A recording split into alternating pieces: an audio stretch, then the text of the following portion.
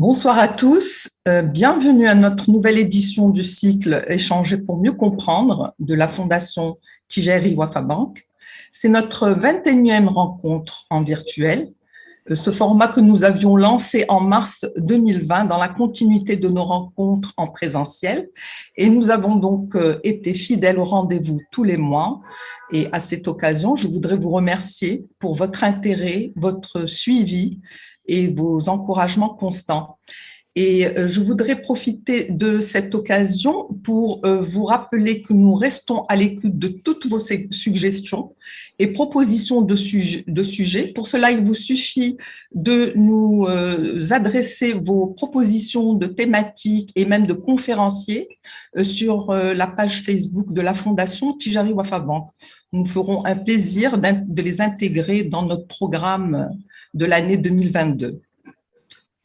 Alors, le mois de décembre est en général un moment propice pour chacun d'entre nous pour faire une petite pause et dresser un bilan de parcours et entamer parfois même un travail d'introspection pour s'engager dans l'année qui arrive dans les meilleures conditions. C'est donc dans cet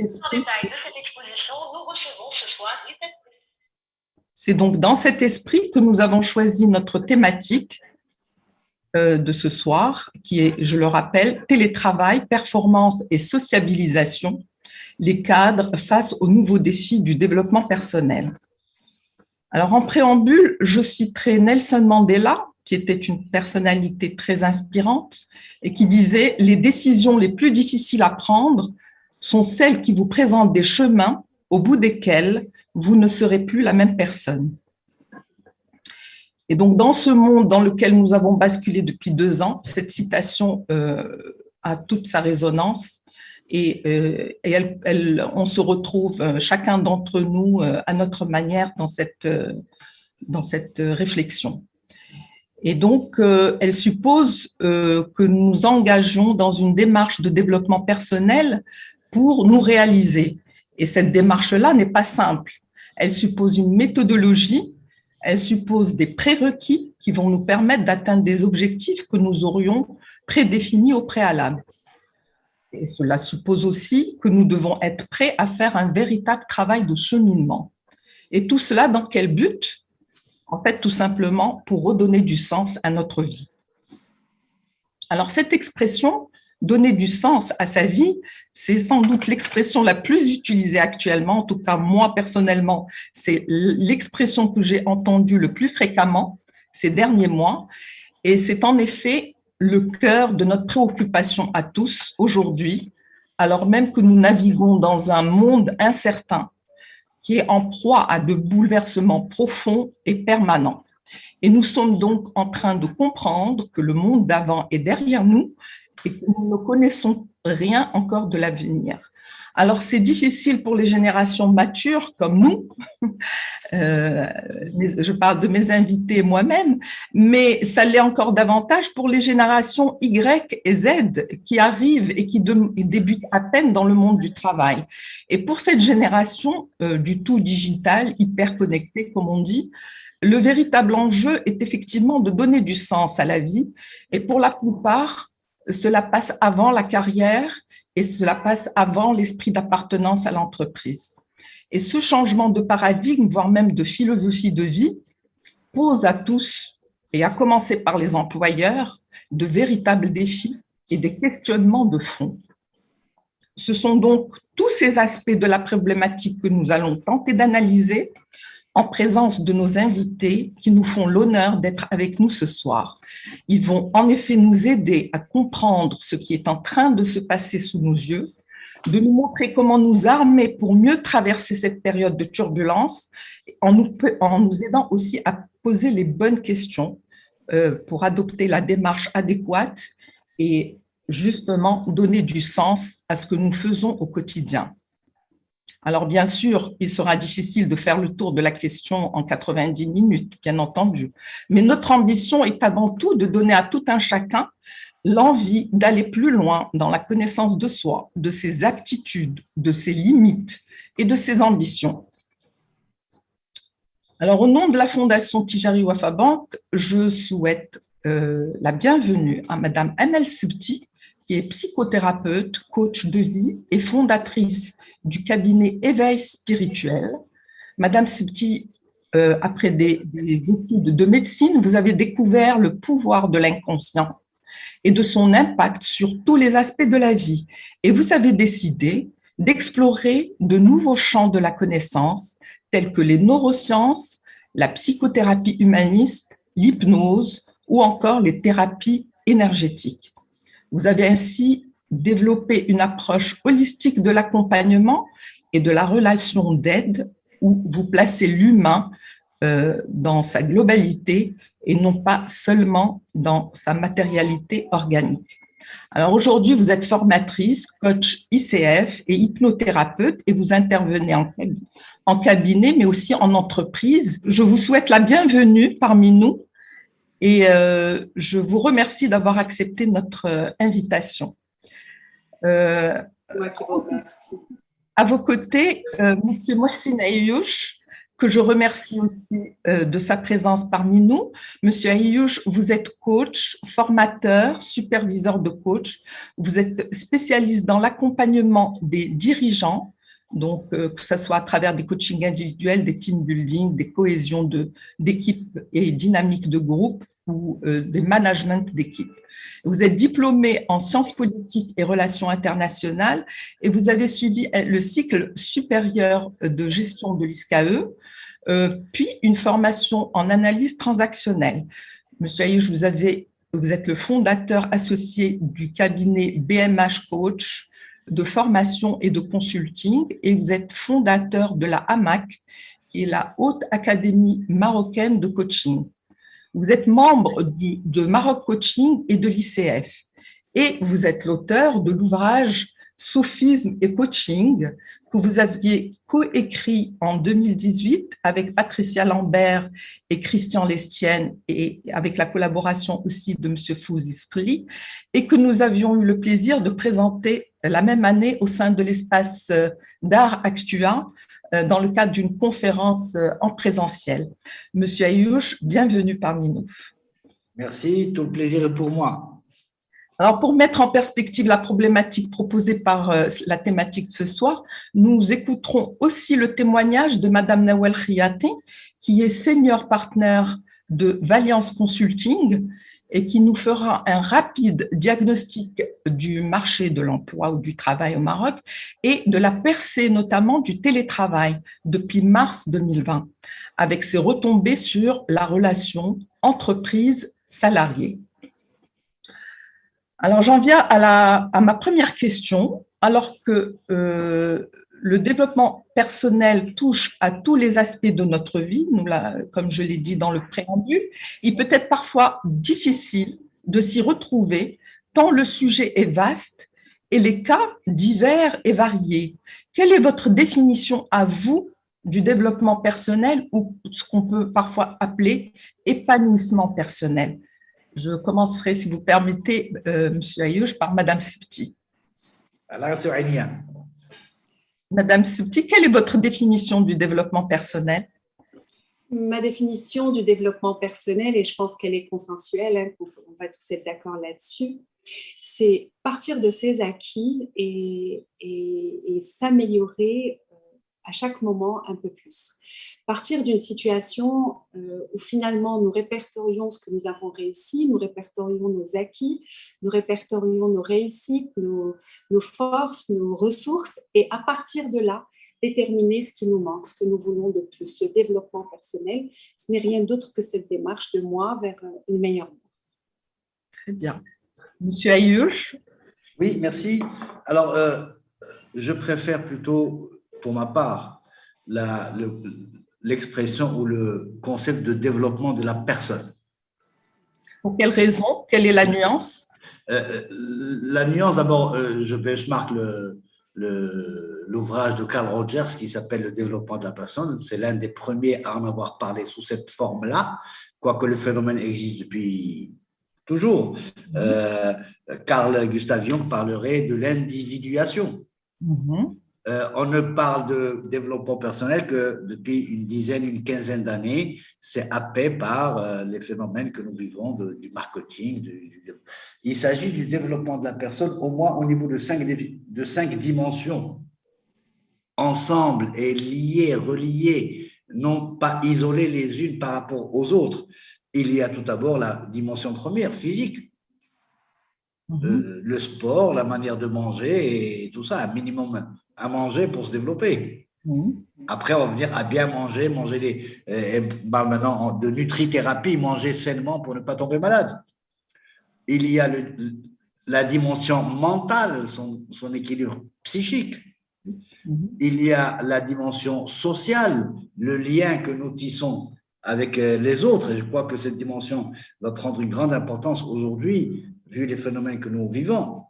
Et il y a le niveau ou la dimension émotionnelle, comment nous vivons et nous gérons ou pas, bien ou mal, nos émotions. Et puis, il y a bien sûr la dimension spirituelle, celle du sens. C'est en fait comment nous vivons, comment nous nous réalisons à ces 5 niveaux, mais en étant vigilant à ne pas relier le développement personnel à quelques activités. Oui, ça se traduit par des activités. Je vais faire mon sport dans une salle de sport, ou je suis en thérapie pour ceci et cela. Mais ce n'est pas l'activité qui compte, c'est qu'est-ce qu'il y a derrière. Et in fine, c'est le développement de l'être humain. Voilà ma définition. Très bien, merci Monsieur Ayoub. Justement, ça me permet de passer à la question 2, la deuxième question, qui concerne cette notion, cette fameuse notion de donner du sens à ce que nous faisons. Alors, si on voulait être davantage précis et peut-être un peu plus concret, en cette fin d'année qui est riche en rebondissements, chacun d'entre nous a besoin de faire le point et de se fixer de nouvelles résolutions. Et qui dit résolution dit défi. Alors, comment s'y prendre et comment donner du sens justement à ce que nous faisons au quotidien? Madame Septi ou... Oui. Parfait. Alors, donner du sens dans l'absolu, c'est un chemin que nous sommes tentés de faire constamment et nous sommes appelés à faire constamment. Il fait partie des plus hauts besoins de l'humain. C'est quelque chose qui est inscrit en nous, c'est-à-dire qu'une fois que nos besoins primaires sont comblés, eh bien, nous allons naturellement vers une quête de sens, vers un besoin de sens. Et de toute façon, ce qui va déterminer l'évolution d'une vie, c'est est-ce que oui ou non nous avons rencontré le sens de cette vie. Ce qui va déterminer la différence entre avoir vraiment pleinement vécu sa vie, avoir le niveau de satisfaction de sa vie ou pas, c'est la rencontre de ce sens. Maintenant, c'est également inscrit dans la nature humaine, ce besoin de sens, parce que nous sommes équipés, et c'est récent, cette découverte est récente, mais nous sommes équipés anatomiquement, biologiquement, pour cette quête de sens. Le cerveau humain, depuis une vingtaine d'années, et beaucoup plus vite, c'est peut-être 10 dernières années, est en train de révéler tous ses secrets. Et aujourd'hui, eh bien, le sens, ce sens que nous cherchons tous depuis la nuit des temps, nous cherchons à travers la spiritualité, le développement de notre personne, le lien social, la présence à l'autre, la contribution, enfin, toutes ces choses que nous faisons pour donner du sens à notre vie. Aujourd'hui, nous savons que c'est simplement une partie de notre cerveau qui s'appelle cortex singulaire, qui est une partie de notre cerveau dont le seul rôle est celui-ci, de trouver du sens à ce que nous faisons, de trouver de l'ordre, de nous placer dans... Nous sommes, enfin, si vous voulez, notre cerveau est sensiblement séparé en 2 systèmes. Une partie de nous qui est axée sur la survie, une partie qui est totalement dans la survie. Donc, elle est dans une immédiateté de nos réactions. C'est pour ça d'ailleurs que n'est-ce pas? Absolument, émotionnel, nous surconsommons, nous stockons, nous avons ce besoin de posséder, nous nous défendons, nous développons des stratégies de survie qui sont des stratégies parfois agressives, parfois au contraire très douces et très stratégiques.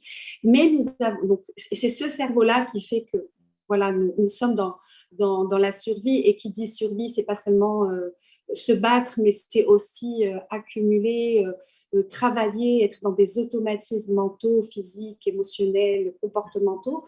Mais il y a également quelque part dans notre cortex préfrontal, ce cortex singulaire, qui est une partie qui veut que les choses aient du sens. C'est celui qui nous fait constamment demander pourquoi, comment, qu'est-ce qui fait que, qu'est-ce que je veux. Et l'insatisfaction de cette partie-là, ben, elle fait qu'à un moment ou à un autre, on va vers le dysfonctionnement, l'insatisfaction, etc. C'est en fait cette partie-là qui vient répondre à certaines de nos valeurs comme l'hédonisme. On parle beaucoup des très hautes valeurs de l'humain, qui sont la liberté, je ne sais pas, mais celui qui va chercher ce plaisir, cette satisfaction, c'est la forme extrême. Une fois que ce cortex singulaire est satisfait, ça nous aligne avec ce besoin d'extrême satisfaction et d'extrême plaisir qu'est l'hédonisme. Merci. Monsieur Ayouch, est-ce que vous ne pensez pas que c'est la conjoncture actuelle qui a fait qu'il y a une prise de conscience quasi générale sur la nécessité de donner du sens justement à ce que nous faisons? C'est-à-dire que même les personnes qui n'étaient pas particulièrement sensibles à ces questions, aujourd'hui, voilà, sont confrontées à cette problématique. Pourquoi je me lève le matin et pourquoi je fais, voilà, comment je meuble ma journée et où je vais. Est-ce que vous ne ressentez pas cette urgence aujourd'hui? Oui, il y a une urgence qui dure depuis au moins 5000 ans. Mais on ne le sentait pas d'une manière aussi, voilà. Merci, merci.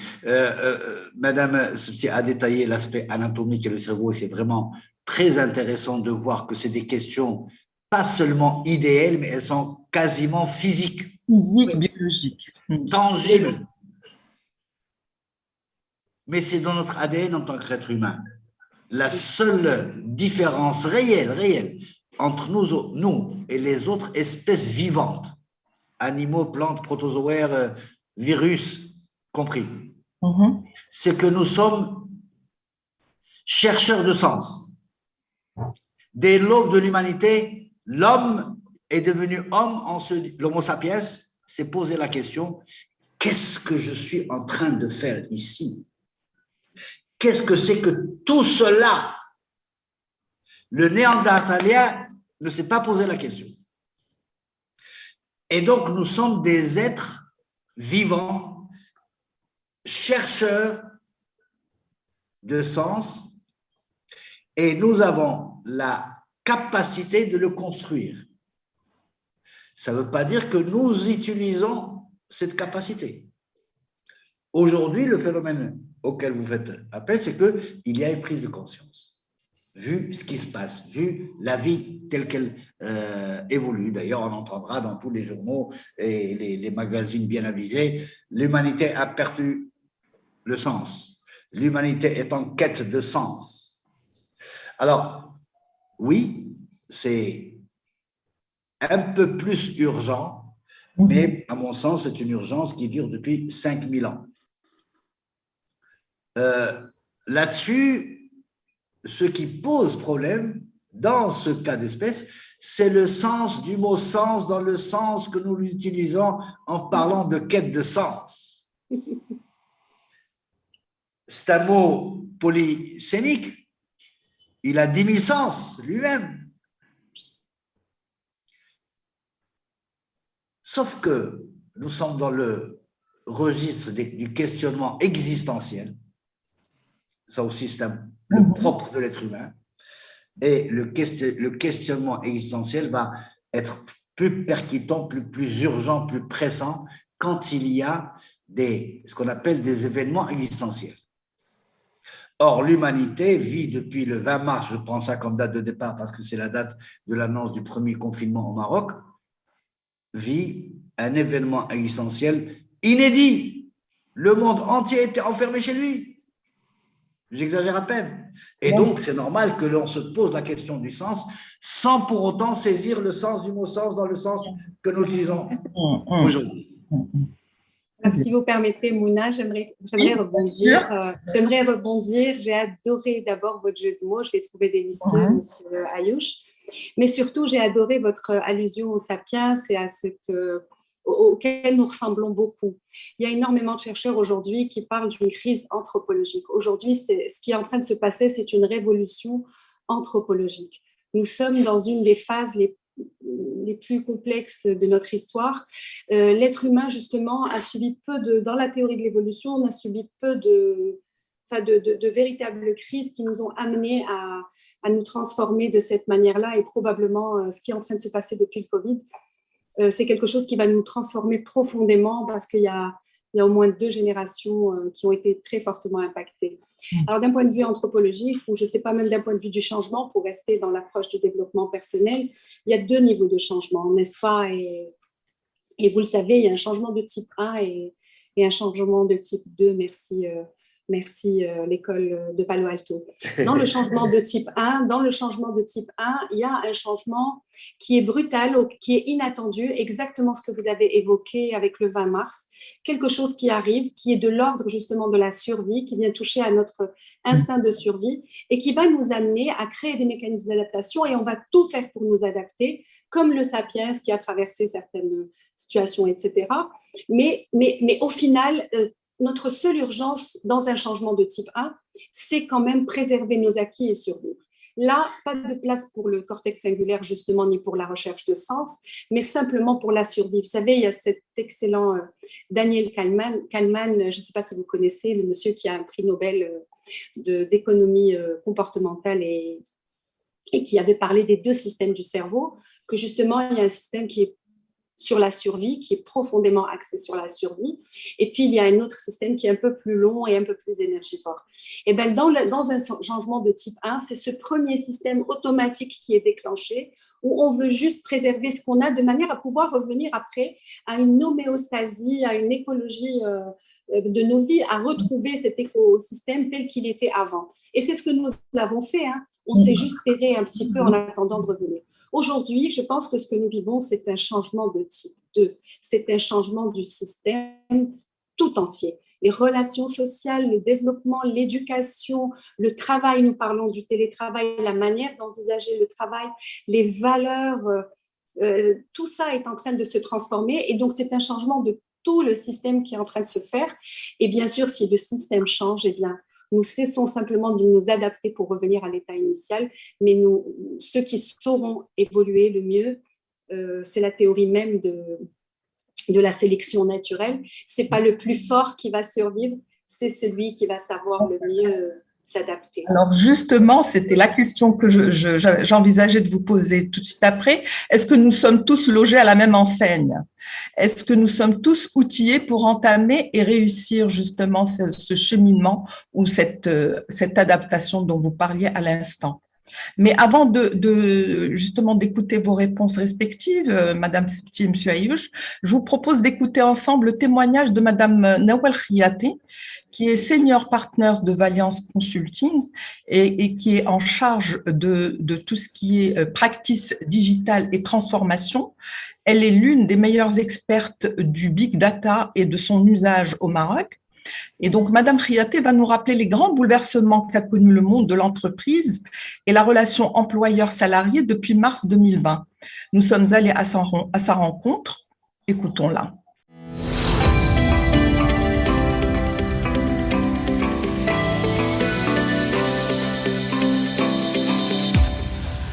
La crise pandémique a eu un impact majeur sur les modes de travail partout dans le monde et bien évidemment également au Maroc. Donc, l'impact le plus visible aujourd'hui, c'est l'adoption du télétravail pendant le confinement, mais également par la suite. Et cette adoption a été notamment drivée par les pics épidémiques et les appels réguliers des autorités publiques. Donc, ce mode de travail a généré cependant des biais importants. Aujourd'hui, on a des collaborateurs qui se plaignent des confusions croissantes entre leur vie personnelle et professionnelle. Les deux ont lieu dans le même espace et la fin des heures officielles de travail n'est plus considérée comme un moment de coupure. On constate également un sentiment d'isolement, de dégradation de la qualité de la relation avec les collègues, voire même un sentiment de perte d'appartenance par rapport à l'entreprise. On constate par ailleurs, au vu de l'ampleur des changements de paradigme dus à la pandémie, de plus en plus de travailleurs qui se posent des questions de sens. Donc, pourquoi je fais ça? À quoi sert mon travail? Et donc, ça remet en cause aussi la relation au travail. Et ce qu'on voit de plus en plus, c'est que le bien-être devient également une priorité absolue dans les choix des collaborateurs.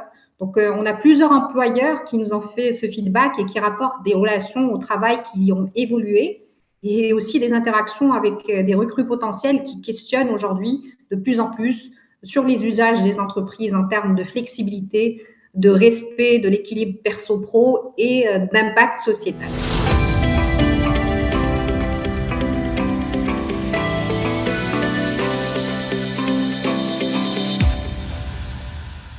Alors, bonne nouvelle pour les employeurs, nous avons constaté effectivement que le travail en distanciel est bon pour la productivité des collaborateurs.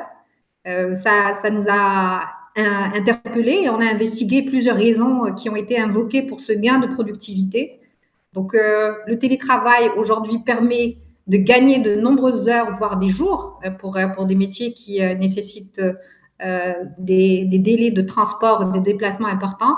On a aujourd'hui plusieurs salariés aussi qui indiquent qu'en télétravail, ils sont moins dérangés par les interruptions fréquentes inhérentes à la vie de bureau, on va dire. Et pour des personnes habituées à une certaine autonomie et flexibilité, le travail à distance a pu être un véritable catalyseur pour la productivité parce que le collaborateur finalement choisit les bons moments pour un travail efficace.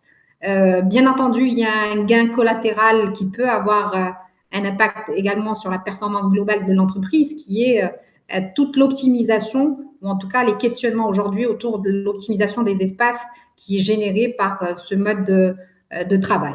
Alors, certaines entreprises ont mis en place des prérequis qui sont importants pour que ça puisse marcher et que cette productivité soit au rendez-vous. Donc, bien entendu, le prérequis le plus évident, c'est pour maintenir ce bon niveau de productivité est avant tout l'outillage, c'est-à-dire de mettre en place les outils digitaux et d'accompagnement des salariés pour l'utilisation de ces outils. On parle désormais de digital workplace, donc on a eu plusieurs sollicitations dans ce sens. Comment mettre en place cette digital workplace? Donc, qu'est-ce que ça veut dire de manière très concrète? C'est mettre en place tous les nouveaux outils collaboratifs qui existaient, mais qui n'étaient pas aussi utilisés que ce qu'on peut constater aujourd'hui, des nouvelles technologies pour améliorer l'expérience collaborateur par rapport à ce travail à distance. Et l'idée que le collaborateur puisse, quel que soit son lieu de travail, accomplir l'ensemble des activités qui lui incombent de façon intuitive, simple et somme toute assez collaborative. Donc aujourd'hui, quelques entreprises également encouragent les collaborateurs à avoir des espaces dédiés au travail au sein de leur domicile. Donc, on a même constaté que certains employeurs financent cette initiative pour pouvoir permettre d'avoir des conditions optimales pour ce télétravail.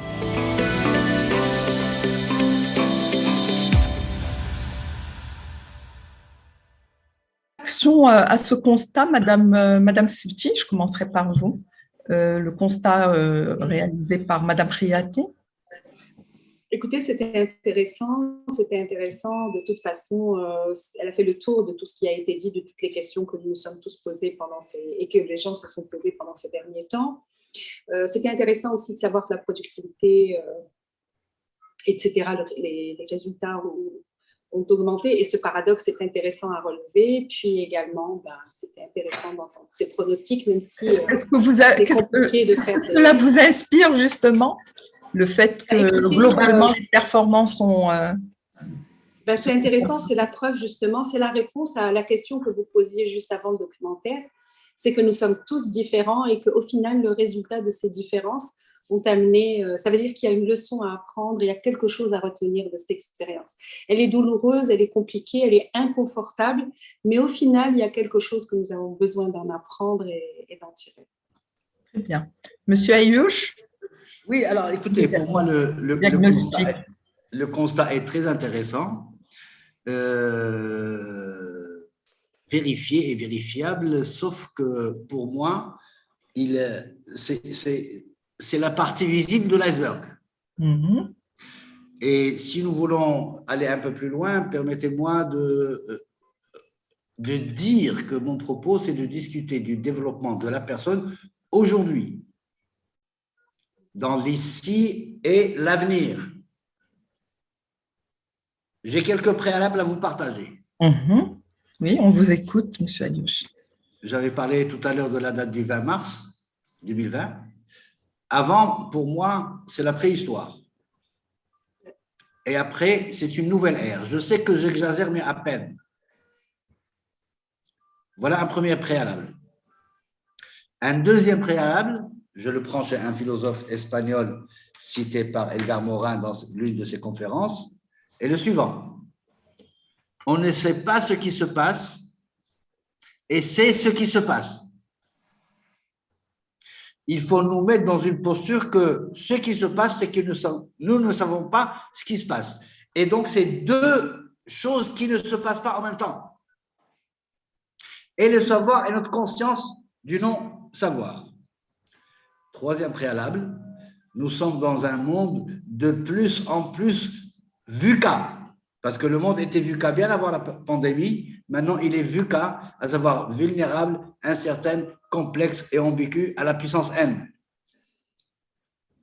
Quatrième préalable, l'avenir n'est plus ce qu'il était. L'avenir tel que nous l'envisagions avant le 20 mars n'est pas l'avenir tel que nous ne pouvons pas l'envisager aujourd'hui, puisqu'il ne se passe rien et on ne sait pas ce qui passe. Et mon dernier préalable, c'est que nous n'avons pas, quand je dis nous ici, c'est l'humanité, nous n'avons pas encore d'expertise dans le futur. Ce qu'on appelle la futurologie ou la prospective, parce que la prospective de la préhistoire n'est plus valable. Et pourquoi? Parce que nous n'avons pas suffisamment de recul pour théoriser. Et nous sommes obligés de tâtonner, de test and learn. Nous ne savons pas à quelle sauce nous allons travailler. Soit le tout télétravail, soit l'hybride, et puis l'hybride à quel taux, et quel... Bon. C'est dans ces préalables qu'il faut, à mon sens, penser le développement de la personne. Pourquoi? Tout simplement parce que si nous le pensons avec la même catégorie intellectuelle que nous utilisions dans la préhistoire, on aura les mêmes résultats. On sera toujours dans un changement de type 1, Madame Souci. Yes. Le changement de type 2 nous demande de changer de mode de pensée avant de chercher des résultats. Clairement. Parce que si nous ne changeons pas de mode de pensée, on aura les résultats. Et j'ai entendu, c'était extraordinaire. Je parle du 20 mars. Dès avril 2020, il y avait des experts qui donnaient des articles, des conférences sur comment sortir de la crise. Bravo. Chapeau, c'est extraordinaire. Sauf qu'on n'est pas sorti de la crise. Sauf que même traiter ça comme une crise est réel. Alors, comment on va appeler ça? Si ce n'est pas une crise, c'est quoi? C'est une rupture? Moi, je l'appelle une nouvelle ère, par opposition à la préhistoire. Je ne pense pas, et là, il faut faire attention à tous les éléments de langage que nous écoutons à longueur de journée. Il n'y a pas de post-Covid, il n'y aura jamais de post-Covid. Oublions cela. Peut-être que le virus va être battu, oui. Why not? Au bout de la 52e dose de vaccin, on aura battu le virus lui-même, le virus biologique. Mais le phénomène Covid, post-Covid, il n'y en a plus. Le retour à la normalité, il faut oublier. Quelle normalité? La normalité telle que nous l'avons vécue et connue. Oui, alors on oublie. Tout simplement. Pourquoi? Parce que la normalité d'avant le 20 mars, c'est la normalité de la préhistoire. Et donc, il va nous falloir réinventer une nouvelle normalité. Et nous ne savons pas ce qu'elle sera. Nous avons quelques prémices. Moi, je sais par exemple que plus jamais, ou vraiment très rarement, dans des cercles très protégés, je ne vais saluer mes amis sur les 2 jours. Tout à fait. Ben Oui. voilà. Et donc, il n'y a plus de recettes. Voilà ce que nous devrions nous mettre dans la tête à tous. Il n'y a plus de recettes. Il n'y a que du testing et du learning en essayant d'utiliser du bon sens, qui n'est pas le sens du bon sens que nous utilisons. Donc, tous les outils existants aujourd'hui et que, voilà, que nous sommes plus ou moins habitués à utiliser, là, il faut les mettre de côté, il faut les oublier. Il faut les re-questionner, en tout cas, il faut le re-questionner. Et l'une des images que je donnerai, je pense que nous consommions le développement personnel qui est devenu un produit au menu. On arrivait chez X ou Y, spécialiste en développement personnel, qu'il soit gestionnaire d'un centre de bien-être et de spa ou autre prestation, et il avait sa carte. Et on choisit, je veux celui-ci, celui-ci, celui-là. Son menu, pardon. Maintenant, il faut aller à la carte. Il faut composer son propre repas, puisqu'on est dans la métaphore cuisine, de développement personnel. Alors, je reviens à la question que je posais juste avant le lancement du témoignage. Est-ce que nous sommes tous logés à la même enseigne pour faire ce travail qui est encore plus compliqué que ce qu'on avait dit au tout début? Donc, ça s'avère encore plus complexe.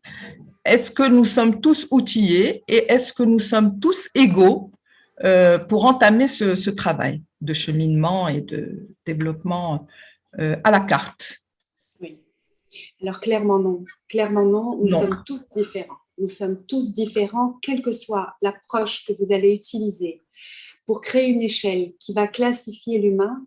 Nous sommes tous différents. Il y a des introvertes et des extravertes. Il y a des gens qui sont orientés sur les relations et des gens qui sont orientés sur les actions. Il y a des gens qui sont orientés sur les tâches et d'autres sur les résultats. Il y a des gens qui sont beaucoup plus écologiques, je vais dire, et d'autres qui sont beaucoup plus industriels et ainsi de suite. Nous sommes tous différents. À l'échelle de l'humain, ceux qui vont s'adapter davantage à cette nouvelle situation et qui vont vivre, de toute façon, c'est le principe même du changement. Quand il y a un changement, celui qui gérera mieux le changement, c'est celui qui s'était préparé au changement ou celui qui va reconnaître le changement et développer de nouvelles capacités, de nouvelles aptitudes pour s'adapter au changement. Donc, imaginez des personnes, par exemple, qui étaient par elles-mêmes déjà en souffrance dans un système du tout présentiel. Je pense aux personnes qui sont un peu introverties, les personnes qui sont plutôt autonomes, les personnes qui n'aiment pas la créativité, les personnes qui font 1h30 de route pour venir à leur travail, les personnes qui, j'en sais rien, les parents célibataires. Il y a une infinité de catégories de personnes pour qui, clairement, ce qui est en train de se passer aujourd'hui est un atout, est un bénéfice. Ceux qui, par contre, à côté, se nourrissaient, se ressourçaient dans le milieu du travail, par exemple, leur ego, leur peu de nourriture narcissique, un peu de se nourrir de sociabilité. Nous parlerons plus tard peut-être de sociabilité. J'en sais rien. Ces gens-là ont été gravement lésés et se retrouveront après en train de souffrir de l'isolement. Alors ça, c'est à l'échelle de l'individu, c'est probablement la même chose à l'échelle d'une entreprise. On parlait performance, c'est probablement la même chose. Une entreprise qui a un système managérial qui est très descendant, qui est très autoritaire, qui est très autoritariste, enfin qui est très, je sais pas, très napoléonien, dirigiste, contrôlant, etc., va avoir énormément de problèmes, tandis qu'une entreprise qui est déjà dans le fait de déléguer, de donner de la souplesse, beaucoup plus de flexibilité, de souplesse aux personnes, qui est beaucoup plus collaboratif, beaucoup plus horizontal, un peu comme les modèles un peu américains, etc. Donc, pour ces entreprises-là, ça sera beaucoup plus facile de gérer les nouvelles conditions de travail. Pour les familles, c'est exactement la même chose. Pour les leaders, c'est exactement la même chose. Pour une personne, par exemple, qui avait des besoins sur le plan émotionnel, nous évoquions tout à l'heure, M. Mohsin Ayouch évoquait ce développement personnel sur le plan émotionnel. Sur le plan émotionnel, quelqu'un qui est en carence affective, par exemple, et qui a besoin du travail, parce qu'on est d'accord que le travail, quand même, c'est quelque chose qui participe grandement à l'élaboration de l'identité, à la constitution de l'identité.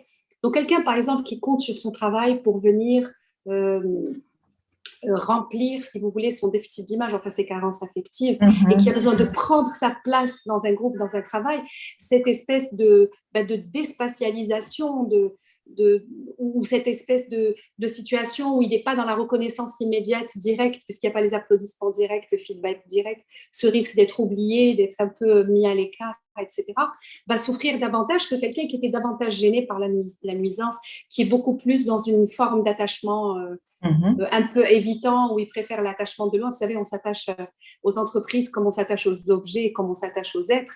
On s'attache de manière affective, on s'attache de manière physique et aussi on s'attache de manière psychologique. Donc, quelqu'un qui a un attachement évitant, par exemple, sera très confortable dans cette nouvelle manière d'être. Par contre, quelqu'un qui a un attachement qui est beaucoup plus fusionnel sera lésé, sera en souffrance. Donc oui, clairement, nous sommes tous différents. Nous partons différents à la base pour affronter cette situation. Et c'est notre responsabilité de nous réinventer. J'ai adoré ce que disait M. Ayouch sur le fait qu'il n'y a pas de réponse, il n'y a pas de demain. C'est un nouveau demain. Je vous disais tout à l'heure, vraiment, je pense profondément, et des anthropologues et des paléontologues, etc., pensent la même chose. Nous sommes en train de vivre une révolution anthropologique, une révolution quantique, quelque chose qui touche vraiment à notre identité en tant qu'humain. Et plus nous serons dans l'acceptation de cet état et dans l'ouverture de ce qui vient, plus ça sera jouable. Oui. Monsieur Ayouch, est-ce que la génération Y et Z sont mieux outillés que nous pour faire face à toute cette révolution? En tout cas, il faut l'espérer. Parce que nous, on n'a pas fait très bien.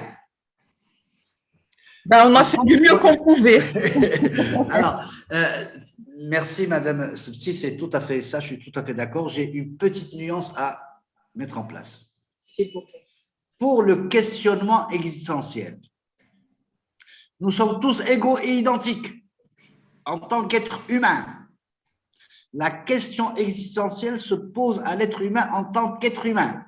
Elle n'a rien à voir avec Bac plus 14 ou N-25. Tout être humain, c'est ce qui fait notre spécificité, se pose des questions existentielles. Du genre, à quoi ça sert tout ça? Quelle est ma mission de vie? Comment se fait-il que la Lune tient maintenant la explication, mais ceux qui n'ont pas ça, qui a mis tout ça en ordre? Quel est le grand architecte de tout? Bien. Là, le propre de l'être humain, c'est de poser des questions. La différence va venir par la quête, le chemin. Là, effectivement, dans les chemins du sens, il y a autant de chemins que d'humains.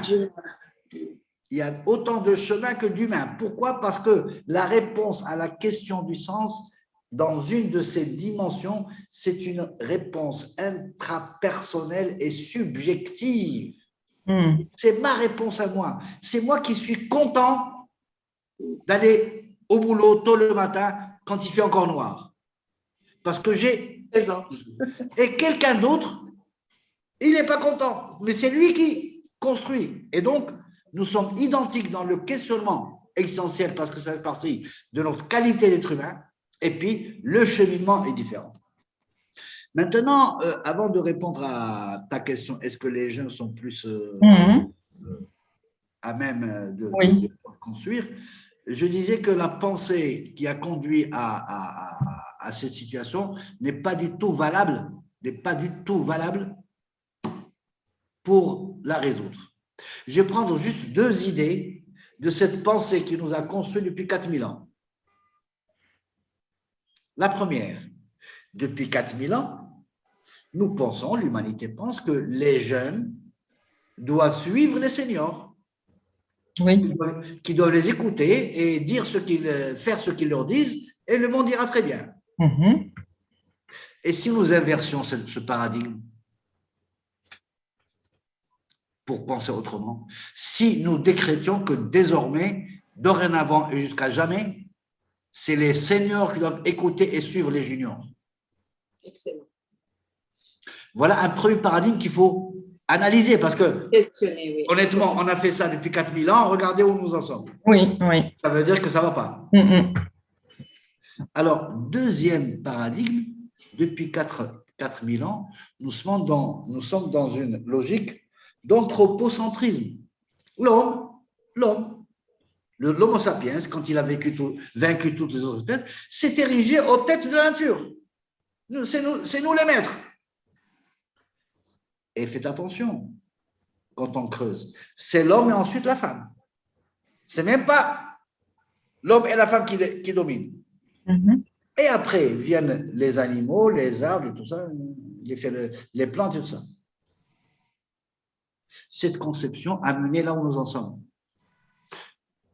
Si nous passions d'un anthropocentrisme à un cosmocentrisme, le cosmos est organisé de telle sorte que nous sommes partie prenante, l'homme et la femme, et à côté, il y a les animaux, il y a les plantes, il y a le vent, la nature, l'écosystème. Et alors voilà deux concepts à revoir. Et à mon sens, c'est avec ces deux concepts-là, pensée nouvelle, qu'on peut répondre, qu'on peut envisager cet avenir qui n'est plus ce qu'il était. Alors, je reviens à ta question. Oui, les jeunes sont plus saviens. Pourquoi? Parce qu'ils sont beaucoup plus avancés que nous sur au moins la question du cosmocentrisme. Ils sont beaucoup plus agiles. Plus agiles. Alors, si je compare la relation de ma génération aux animaux, oui. On reste au Maroc, chien, chat et âne. Et bon, les moins gentils leur donnaient des coups de pied ou leur balançaient des cailloux. Aujourd'hui, regardons ce qui se passe. Il n'y a qu'à observer les rues.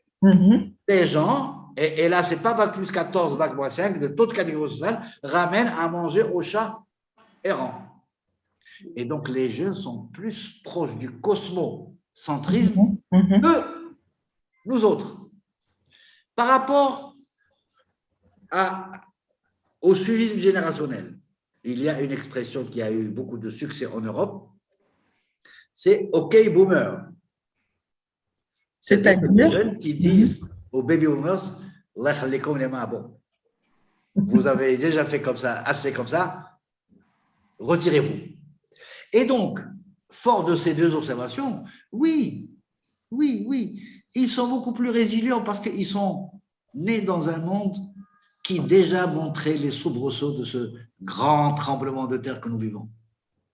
Ou alors, il y avait les premières fumées qui sortaient du volcan et l'explosion, nous l'avons eu le 20 mars. Donc, effectivement, et donc c'est tout simple, il faut leur faire. Donc, c'est ce sentiment de danger qui fait que les jeunes sont peut-être beaucoup… On devrait les laisser, en fait, voilà, leur passer la main. Non seulement les laisser, mais les suivre. Et arrêter de dire que c'est les seniors qui doivent décider de tout. Alors, si on transpose ça à l'entreprise, est-ce que…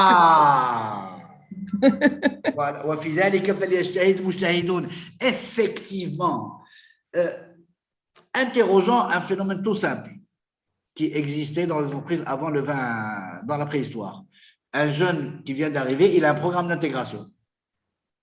Ça sert à quoi? Ça veut dire, écoutez, monsieur ou madame, mademoiselle, le jeune recrue, d'accord? Voilà qui nous sommes, voilà comment nous vivons, voilà notre culture, notre procédure, nos valeurs, nos visions. Vous avez à comprendre tout ça et le suivre. Et si vous comprenez, vous suivez, tout ira bien. Il faut nous questionner, est-ce que c'est la bonne manière? Est-ce qu'elle est toujours valable? Ou est-ce que il faut demander aux jeunes de nous intégrer.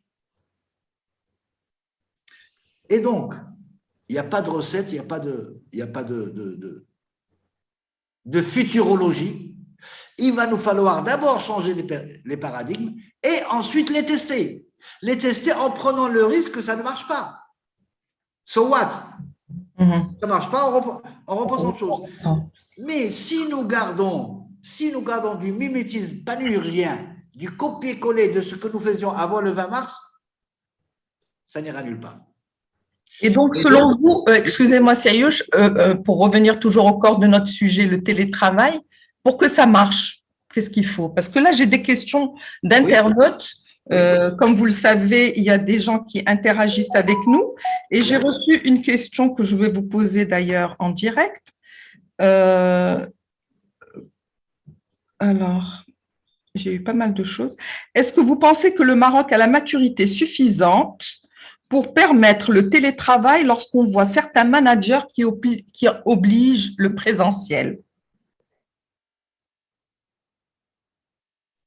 C'est-à-dire qu'on impose le présentiel à 100% comme si de rien n'était. Il y a des secteurs d'activité entiers comme ça qui fonctionnent, voilà, qui refusent de voir que les choses ont… Est-ce que vous pensez que, voilà, est-ce que toutes les personnes sont logées à la même enseigne et est-ce que tous les pays sont logés à la même enseigne aussi?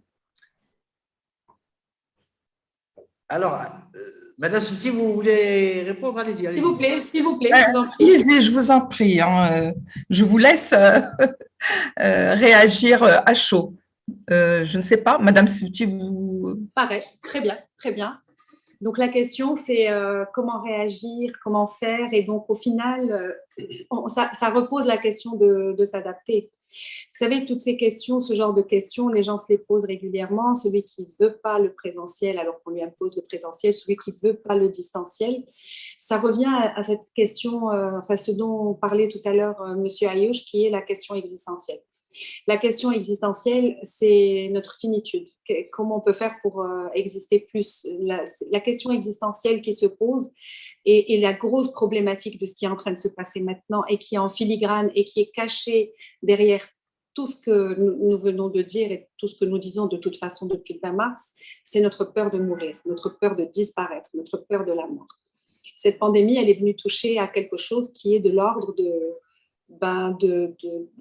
cet imprévu, d'une mort qui s'invite, qu'on ne connaît pas et contre laquelle on ne peut pas se prémunir. Et donc, c'est ce qui fait qu'il y a tous ces questionnements et toutes ces peurs. Et donc, nous ne faisons que fuir cette peur-là vers d'autres questions. Bien. Est-ce que le Maroc est prêt? Je ne suis pas une figure d'autorité pour dire mon avis. Bien sûr. Mais je vais tenter.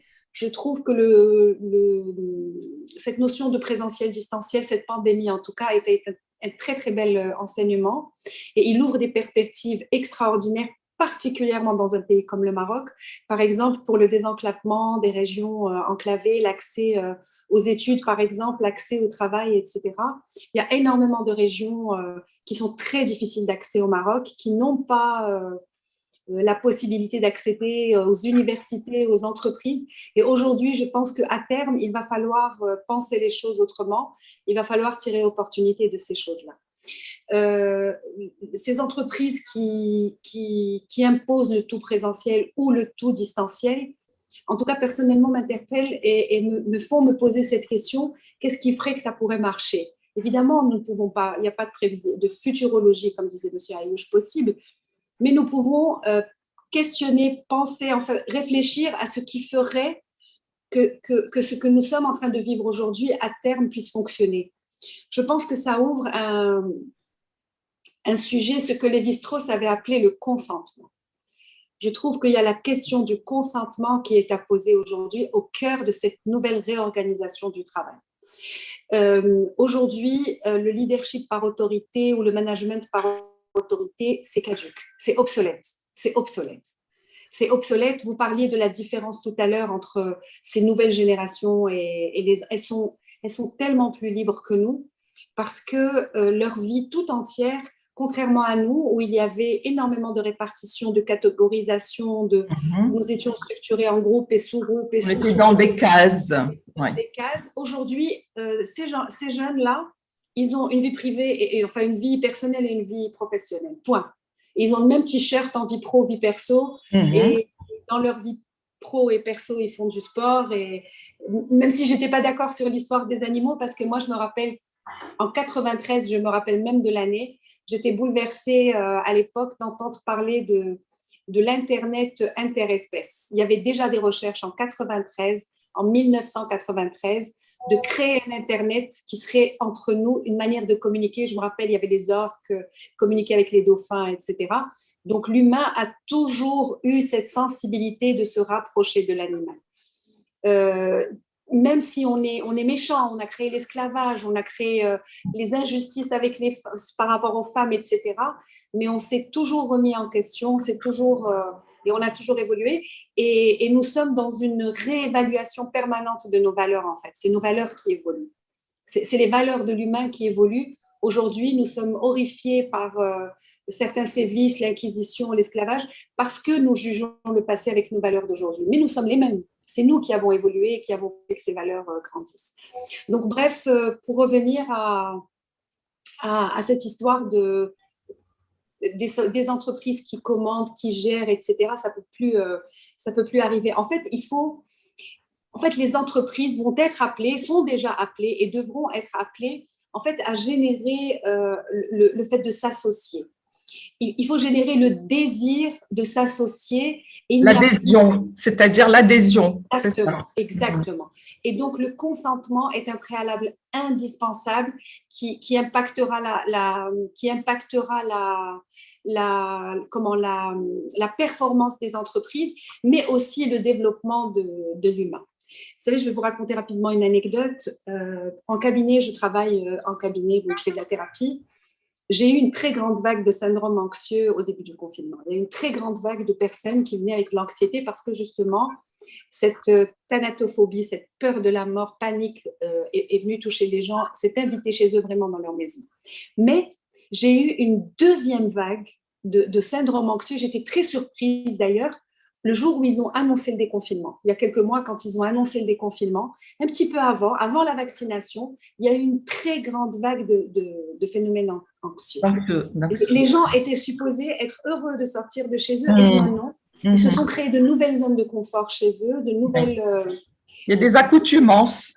Exactement. Et ils avaient l'impression que, en fait, on leur disait ça va aller, mais comme il n'y avait pas ce consentement ou cette préparation, ben il y avait de l'anxiété. C'était très surprenant. Donc, pour répondre à ce monsieur, comment faire que chacun de nous milite pour obtenir d'être entendu, pour obtenir que chacun soit entendu. Le fameux management horizontal. Horizontal. Merci beaucoup. Monsieur Ayouch, vous avez une réflexion par rapport à… Je vais dans le même sens que Mme Smith, sauf que j'ai envie de dire juste deux idées. Oui. Eh bien, tout simplement, si le Maroc n'a pas assez de maturité pour patati patata, la vie va le faire maturer à Al-Tendiba. Il n'y a pas de bien comme il faut. Deuxième remarque, c'est que l'organisation ou la personne ou le manager, quel que soit le cas, qui dit il n'y a que le télétravail ou qu'il n'y a que le présentiel, il n'a rien compris. Ouais. Il essaie de gérer mécaniquement une situation existentielle. Ouais. Et tant qu'on n'a pas changé ces paramètres, on va créer de nouveaux clans, les télétravaillistes et les présentistes. Et on va se bagarrer entre télétravaillistes et présentistes. Par contre, si on est dans une logique de test and learn, de ce que j'appelle de bricolage, de tâtonnement, là, on risque d'avancer réellement vers quelque chose qui tienne la route. Comme on peut dire, écoutez, l'expérience coréenne, les Coréens avaient vite, mais personne n'est aussi intelligent qu'eux, on fait comme eux et hop. Mais bon. Bon, les modèles importés, on sait ce que… On sera encore dans l'ancien mode. Par contre, ce que disait Mme Spitz, qui est très intéressant, c'est que l'ouverture actuelle qu'il y a donne des opportunités extraordinaires. Aujourd'hui, il y a des formations en ligne, des exécutifs MBA qui sont donnés à partir du Maroc, et les étudiants, ils sont où? Ils sont aux Émirats, au Mexique, au Canada. En Afrique, oui. Absolument merveilleux.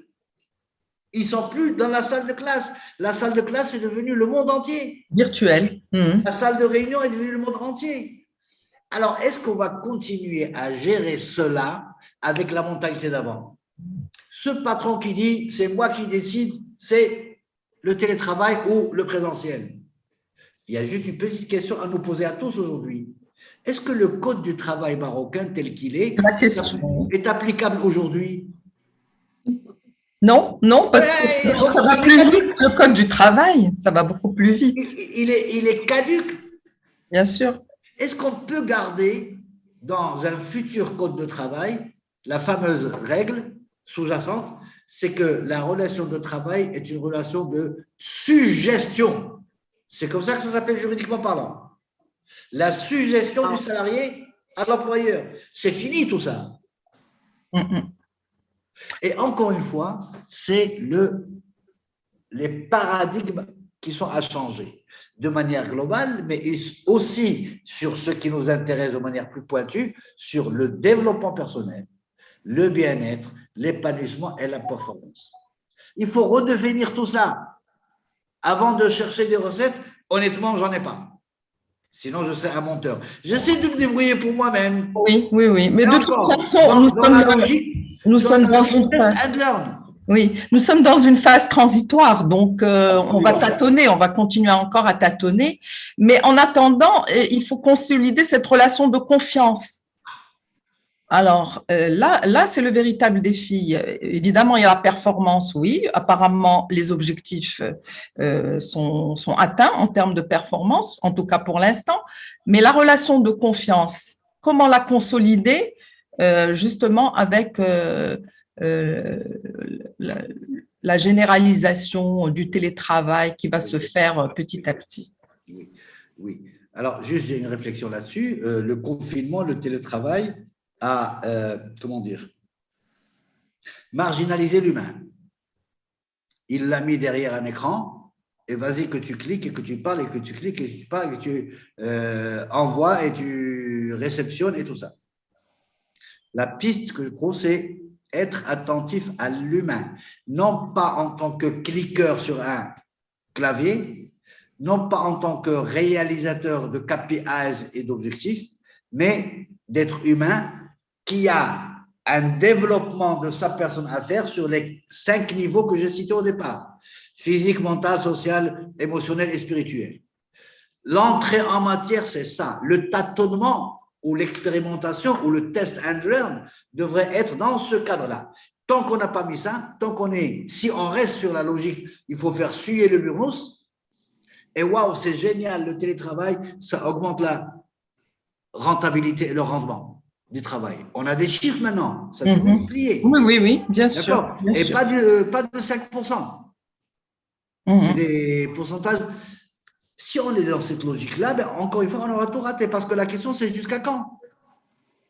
Si on est dans la logique purée, j'ai gagné un espace bureau parce que mon employé, il travaille chez lui. Et je ne donne même plus de prime de transport. Il n'y a plus de transport. Vous voyez, toutes les déviations vers lesquelles on peut aller. La piste, c'est garder l'humain au centre et puis voir comment faire que. Il a été question de vie privée, vie professionnelle. Exactement, l'interconnexion. Soit dans les commentaires de Madame Subti. Qu'est-ce qu'on remarque? L'interpénétration au niveau spatial, au niveau temporel et au niveau affectif. Avant, dans la préhistoire, les espaces étaient séparés. L'espace de vie personnelle était séparé de l'histoire de travail. Le temps était séparé. On sortait de chez soi, on prenait un moyen de transport et on faisait un chemin pour aller ailleurs. Là, on sort de nulle part et on rentre nulle part, on est chez soi. Et puis, il y avait aussi la distance ou la séparation affective. Le mari faisait son boulot, la femme faisait son boulot, et puis chacun était tranquille là-bas et il ne savait même pas ce que l'autre faisait ou comment il passait sa journée, sauf s'il voulait lui raconter par téléphone. Là, ils sont en train de répondre au téléphone, là, en face de l'autre. Et l'autre, il sait que la réunion a eu lieu, l'autre n'a pas eu lieu, qu'il s'est bagarré avec son copain ou son patron ou un truc pareil. Donc, cette interpénétration, est-ce qu'elle est encore gérable par la logique ancienne de il faut équilibrer sa vie privée et sa vie publique, professionnelle? Ce paradigme, pour moi, il est tombé. Tout comme la durée du temps de travail. Absolument. Absolument. On arrive des phénomènes à répondre à des mails à 2 heures du matin, mais c'est complètement aberrant. Mais bon, c'est comme ça. Et donc, peut-être que, en lieu et place de chercher un équilibre vie professionnelle, vie personnelle, il faille chercher autrement et ailleurs. Chercher une harmonie. Un équilibre, c'est comme ça.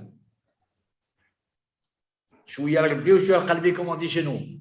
D'accord? L'harmonie, c'est plutôt comme ça. C'est comment, en travaillant dans le même espace physique, dans le même temps temporel, physique, garder cette harmonie. Et là encore, on n'a pas de recette, c'est juste des questions. Mais sortir des anciens paradigmes, c'est ça, à mon avis, le plus urgent. L'entrée, c'est sortir des anciens paradigmes, en trouver d'autres, les tester. Ça ne veut pas dire qu'on va trouver le meilleur paradigme tout de suite, mais c'est notre sort, il n'y a pas d'autre moyen. Bien sûr, bien sûr. Merci, Monsieur Ayouch. Madame Sebti, il y a un autre aspect qui, je pense, vous tient particulièrement à cœur, c'est l'aspect sociabilisation. Oui. Alors, la problématique, voilà. Ça, c'est très important d'en parler. Merci d'en parler. Voilà. Est-ce qu'on n'est pas en train de sacrifier justement cette sociabilisation au profit d'un individualisme? Alors, on est en train de réinventer la sociabilisation. Déjà, il faut savoir que c'est la sociabilisation qui a créé la société. C'est à la base, nous avons survécu. Nous parlions tout à l'heure du sapiens. Le sapiens est ce qu'il est aujourd'hui, tout en haut de l'échelle. De l'échelle de la chaîne alimentaire, parce qu'il a été capable de créer des sociétés, donc de sociabiliser pour pouvoir créer une société. À la base, quand nous sommes apparus sur Terre, nous étions l'espèce la plus fragile possible, puisqu'on n'avait pas de cornes, on n'avait pas de griffes, on n'avait pas de poils, on n'avait pas. Et en plus, on était en position verticale, c'est-à-dire que nos organes vitaux étaient exposés. Et c'est parce que nous avons été capables de sociabiliser. D'ailleurs, j'avais quelque chose que j'avais trouvé intéressant, c'est une anthropologue à qui on posait la question, quel est le premier signe, le plus ancien signe de la civilisation. Et alors qu'on se serait attendu à ce qu'elle parle, par exemple, d'une icône religieuse ou d'un objet d'art, d'un outil quelconque, pour elle, le premier signe de la civilisation, c'est le premier fémur consolidé qui a été trouvé. Un fémur consolidé, une personne qui s'est brisé le fémur, théoriquement, elle ne survit pas. Et donc, si elle a survécu, c'est qu'on s'est occupé d'elle. Donc, la question de la sociabilisation aujourd'hui, elle est fondamentale parce que c'est elle qui crée donc cette nouvelle forme de sociabilisation que nous sommes en train d'inventer, que nous sommes en train de créer, est importante. Effectivement, on disait tout à l'heure, M. Ayouch parlait tout à l'heure de cette confusion des cadres. Aujourd'hui, il y a une confusion entre le cadre pro et le cadre perso. C'est une confusion qui est à plusieurs niveaux. Elle est dans la perception que nous avons de notre environnement. Elle est dans l'organisation que nous pouvons faire de notre temps. Il y en a qui gagnent beaucoup, il y en a qui perdent. Mais surtout, elle est justement, on parlait tout à l'heure des valeurs, elle est dans une réflexion autour des valeurs. Un homme qui reste à la maison toute la journée et une femme qui reste toute la journée, il peut pas faire comme si sa femme, elle est obligée en même temps de travailler, d'être à la cuisine, de s'occuper des gamins, sortir des linges. Il est obligé maintenant de participer. Il ne peut plus faire comme si, voilà justement nos paradigmes archaïques qui disaient que l'homme, il travaille et la femme, elle fait la lessive. Ça ne fonctionne plus maintenant. Donc, si on le prend positivement, il y a un questionnement qui se fait sur la nouvelle sociabilisation. Aujourd'hui, on n'enterre plus nos morts c'est quelque chose. Je trouve qu'une des choses les plus douloureuses de ce confinement, je pense que sur l'échelle de l'histoire, avec un grand H, le confinement aura été bénéfique. Cette pandémie aura été bénéfique à l'humain avec un grand H. À l'humanité. À l'humanité, dans le cours de son histoire, l'humanité bénéficiera de ce qui s'est passé. Évidemment, à notre petite échelle ponctuelle, dans cette immédiateté de ce que nous vivons, c'est quand même douloureux. Par contre, ce que nous retiendrons, ce que personnellement je retiens comme étant l'un des aspects les plus compliqués, c'est que voilà, nous ne pouvons plus fêter nos événements, en communauté et aussi enterrer nos morts. Aujourd'hui, la sociabilité, c'est parce que c'est ce que nous cherchons par le travail. Le travail était la source principale de sociabilisation depuis la nuit des temps pour l'humain. Nous passons un temps fou à nous préparer, à nous habiller, à nous faire beau, à acheter des belles voitures, à acheter des montres, pour qu'on puisse nous voir au travail et qu'on puisse s'identifier à nous et que nous puissions nous identifier aux autres. Tous ces besoins-là sont en train de changer. Au final, quand nous faisons tout ce que nous faisons pour sociabiliser et tous les rituels que nous avons mis en place depuis la nuit des temps, tous les efforts de communication, d'apparence, etc., aujourd'hui, on est obligé d'aller questionner c'est quoi le besoin. C'est un besoin d'appartenance. Ce que Adler avait appelé le besoin d'appartenance, qui est notre moteur principal. C'est ce besoin d'appartenance. Eh bien, aujourd'hui, c'est important que nous repensions nos besoins d'appartenance. Par exemple, c'est important que la sociabilisation, c'est quoi finalement? C'est des perspectives partagées, c'est des projets partagés, c'est des visions partagées, c'est des centres d'intérêt partagés. Eh bien, nous avons cette responsabilité de créer une nouvelle forme. C'est ce que, encore une fois, les jeunes connectés. Merci. Voilà, et c'est ce que les jeunes sont capables de faire. Oui. Faire. De rejoindre des réseaux ayant des différentes missions diverses et variées, des associations, etc. Donc eux, le problème de la sociabilisation ne se pose pas pour eux, oui. En réalité. Parce qu'à la base, le besoin est probablement moins important. Il ne faut pas oublier que nous avons été conditionnés, les anciennes générations étaient conditionnées à une espèce de loyauté familiale, une loyauté aux aînés. Eux, ils sont beaucoup plus libres parce que nous les avons éduqués à être beaucoup plus libres et à être indépendants affectivement. Depuis Dolto, depuis le bébé est une personne, depuis Françoise Dolto, nous avons, pour la première fois, les humains ont travaillé à un des besoins fondamentaux qui est l'autonomie. Nous avons encouragé nos enfants à être autonomes et aujourd'hui, eh bien, nous sommes en train de récolter des fruits, c'est qu'ils sont justement autonomes, contrairement à nous qui avons été emprisonnés dans un souci de loyauté, de fusion. De fidélité aussi. De fidélité. Oui. Merci, Madame Sipti. Monsieur Ayush, vous n'avez pas énoncé la notion de l'immanence que vous m'aviez expliquée lors de notre échange. J'aimerais bien que vous voilà, vous fassiez un petit focus sur ça.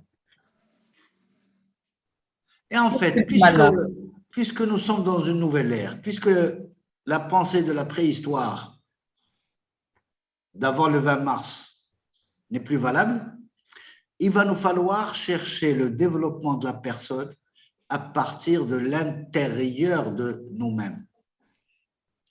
D'où la métaphore de la carte et pas du menu. Et là aussi, parce que c'est la question du sens, personne ne construira le sens pour vous. Voilà. Bien sûr, il y a le sens collectif dans les entreprises. On détermine une vision, des valeurs, une vocation, tout ça, oui, ça donne un sens commun. Un sens collectif, oui, tout ça se fait, mais nous savons bien que ça peut être nickel, sophistiqué, bien travaillé, mais si la personne, l'individu, membre de l'organisation, membre de l'entreprise, ne fait pas coïncider ce sens collectif avec le sens qu'il donne lui-même, et donc, la question de la construction du sens étant une question éminemment personnelle et subjective, la question de mon développement personnel doit suivre le même chemin. Je ne vais pas aller picorer un peu de méditation, un peu de yoga, 50 km en week-end à la course, et puis massage 3 fois par semaine, et stage de respiration, et puis encore stage de silence ou semaine de jeûne. Oui, tout ça c'est excellent, mais tant que ça ne me répond pas à moi-même tel que je suis, honnêtement, non. Et d'où l'idée de l'immanence. J'ai envie, tu as cité Nelson Mandela en arrivant, j'ai envie de partager avec vous ma perception d'aujourd'hui quant au développement de la personne, quant à l'individuation. Généralement, quand on parle de développement personnel, les chemins battus, c'est les suivants. Connais-toi toi-même, qui ne l'a pas répété 1 milliard de fois. Ose devenir qui tu es. Waouh, celle-là, elle a beaucoup de succès.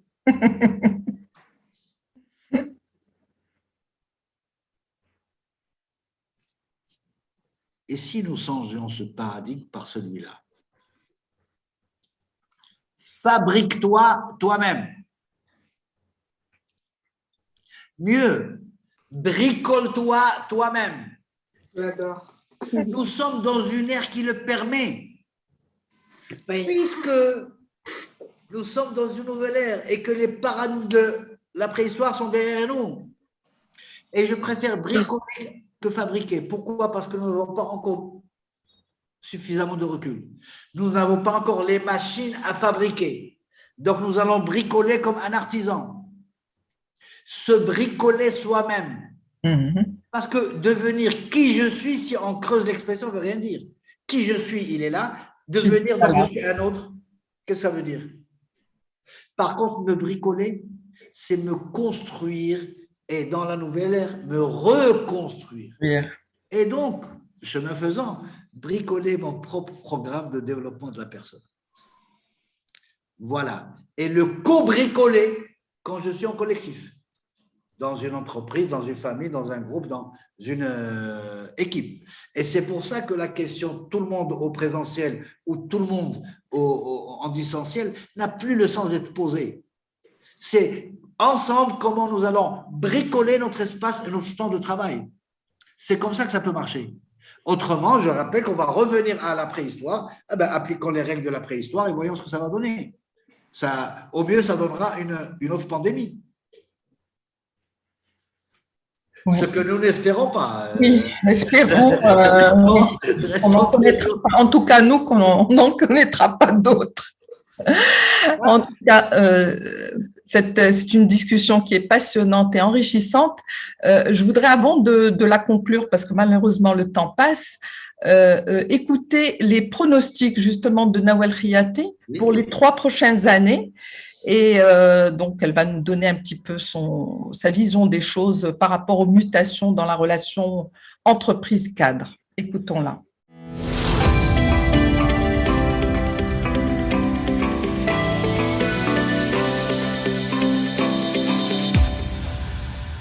Le maître mot des 2 dernières années a été la résilience. Donc, la résilience face à une transformation qui a été subie, on va dire.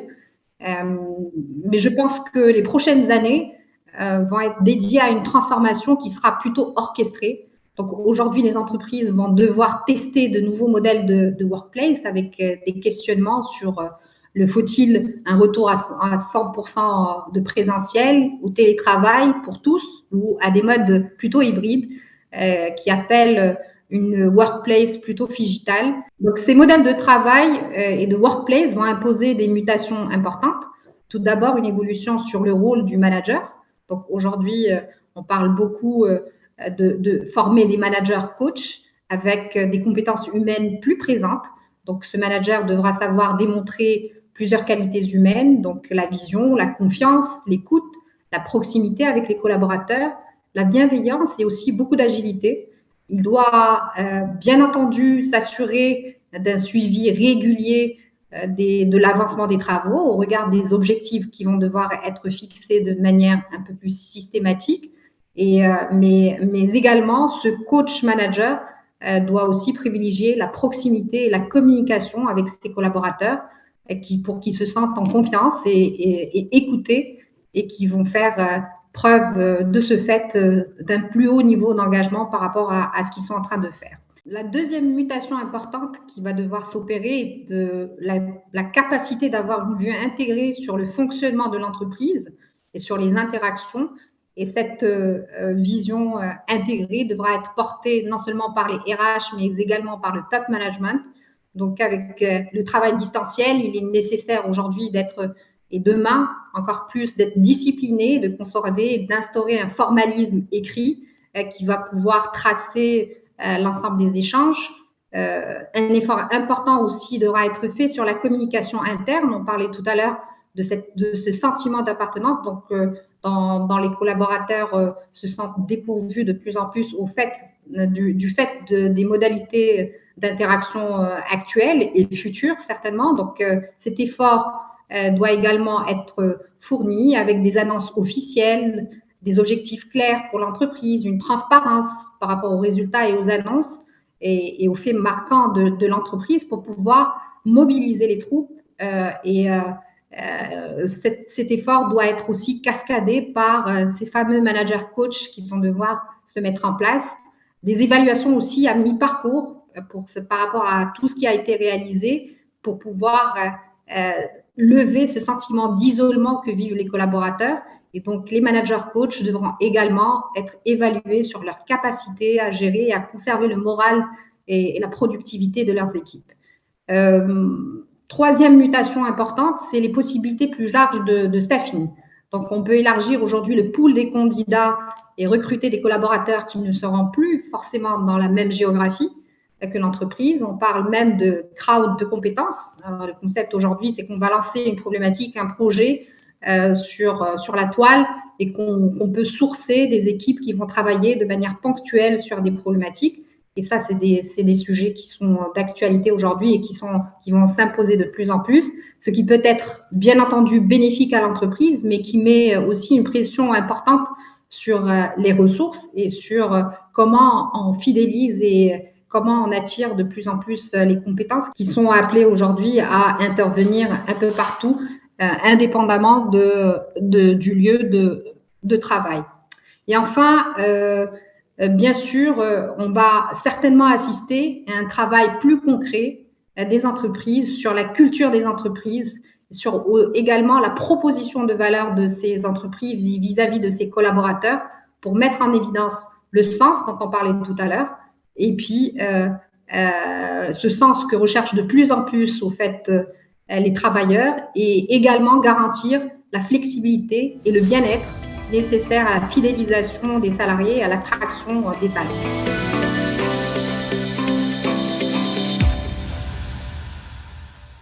Donc, je reviens à nos invités. Si l'on devait donc retenir 2 ou 3 conseils de coach que vous êtes pour bien entamer 2022 avec un maximum de sérénité, quels seraient les vôtres, Madame Sebti? Écoutez, à l'échelle individuelle, l'ouverture et la flexibilité, développer son intelligence émotionnelle, c'est-à-dire développer sa conscience de soi et de l'autre, développer un maximum de connaissances de soi et de l'autre, s'ouvrir à un autre différent qui a aussi peur que nous. À l'échelle des entreprises, c'est probablement explorer cette notion des valeurs partagées, des perspectives partagées, et puis du consentement mutuel, c'est-à-dire aller dans une formule win-win où tout le monde est gagnant. Au niveau de notre approche, tout à l'heure, M. Ayouch insistait beaucoup sur tout part de moi, ça part de moi. C'est moi, le sens, c'est moi qui le cherche, c'est moi qui le trouve. J'ai beaucoup aimé cette idée-là. Se questionner sur qu'est-ce qui est important pour moi et qu'est-ce que je veux vraiment. Vous savez, moi j'ai fait médecine il y a il y a longtemps. Et à l'époque, pour moi, la santé, et l'OMS d'ailleurs définissait la santé comme l'absence de maladie, l'absence de symptômes. Aujourd'hui, on sait que la santé, c'est un bien-être holistique, un bien-être dans toutes les dimensions de l'être. Un bien-être physique, un bien-être mental, un bien-être émotionnel et un bien-être social. Et aujourd'hui, s'il y a quelque chose à retenir de tout ce que nous avons partagé, c'est que j'ai la responsabilité, moi, individu, de me rapprocher au plus, dans les conditions qui me sont offertes, dans le bricolage qui m'est offert aujourd'hui, me rapprocher le plus d'un état de bien-être de manière responsable et éthique.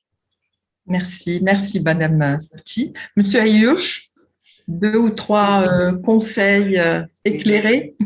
Oui, merci. Vous savez, en tant que coach praticien, superviseur et formateur de coach,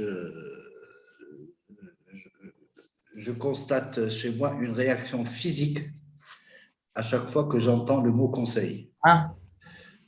Le peu de cheveux qui me restent sur la tête se dresse. Et donc, sauf peut-être une démarche. Istafti qalbak. C'est un des hadiths du prophète sallallahu alayhi wa sallam. Istafti qalbak. Cherchez en vous-même. Faites de votre expérience la base de votre expertise. Votre expertise. Pas celle de Tartampion là-bas en Corée ou là au Botswana. Très bien, c'est la plus belle. C'est ce que j'essaie d'appliquer à moi-même et j'espère. Je bricole et bricolons et vive le bricolage. Bricolons tous. Merci Monsieur Ayouch. Merci Madame Sebti pour la richesse de vos partages et de et de vos analyses, de vos perceptions et pour votre générosité aussi. Voilà, donc chers internautes, on espère qu'en l'espace de 90 minutes, nous avons atteint notre ambition de départ, c'est-à-dire vous donner envie d'aller plus loin et donc d'aller chercher en vous-même les solutions comme le recommande Monsieur Ayouch. Je vous dis bonne fin de soirée, à très bientôt et à l'année prochaine surtout. Oui. Voilà, merci. Merci encore. La troisième année de l'ère nouvelle. Voilà.